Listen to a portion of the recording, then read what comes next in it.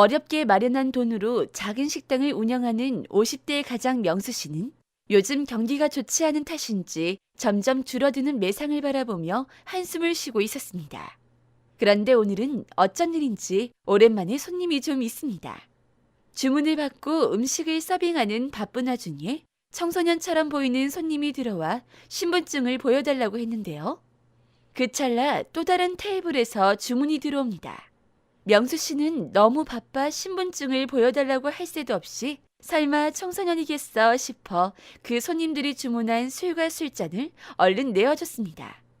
그런데 한창 바쁘게 일을 하고 있던 도중 갑자기 청소년 주류 판매 신고가 들어왔다고 하며 경찰이 들어왔습니다.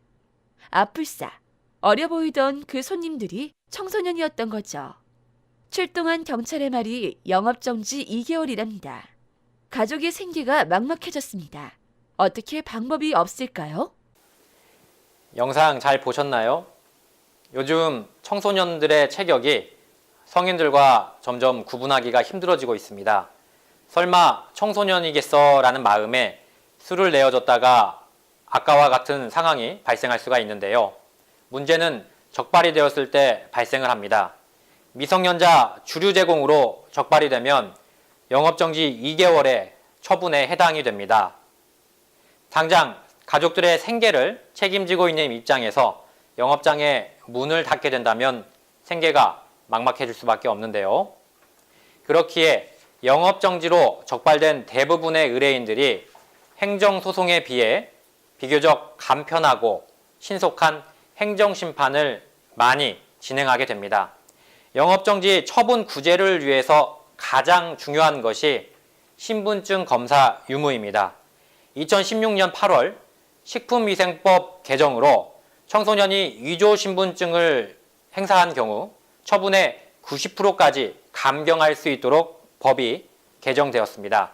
따라서 신분증 검사를 실시하였으나 위조 신분증이었던 경우 입증을 한다면 쉽게 구제를 받을 수 있습니다.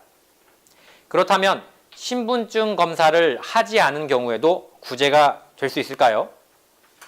맞습니다. 신분증 검사를 하지 않은 경우에도 구제를 받을 수 있는데요.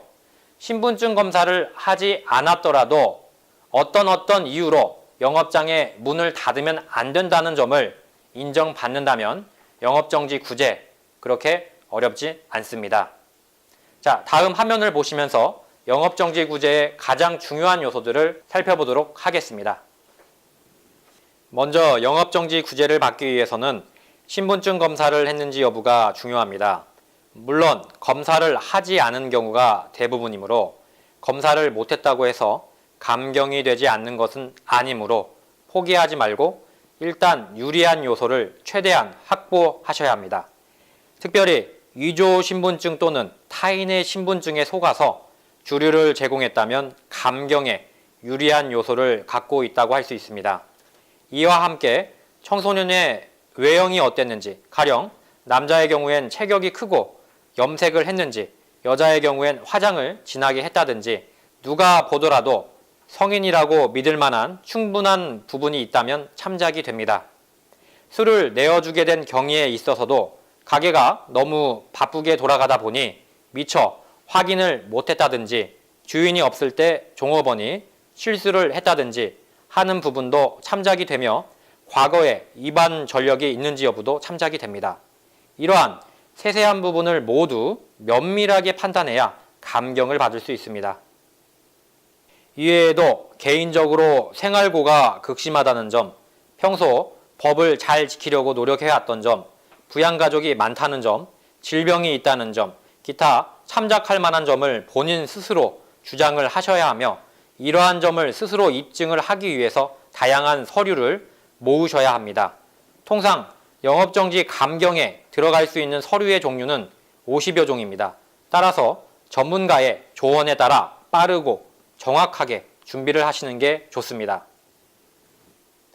적발되었다고 좌절하지 마시고 최대한 유리한 요소를 감안하여 영업정지 구제를 신청하시는 것이 합리적입니다. 단지 선처만을 구하는 것이 아니고 상황을 종합적이고 객관적으로 판단하고 주장하여 영업정지 구제를 신청해야 합니다. 다시 한번 강조드리지만 영업정지 구제는 전략이 가장 중요합니다. 이상 모두다 행정사 송범석 대표였습니다. 감사합니다.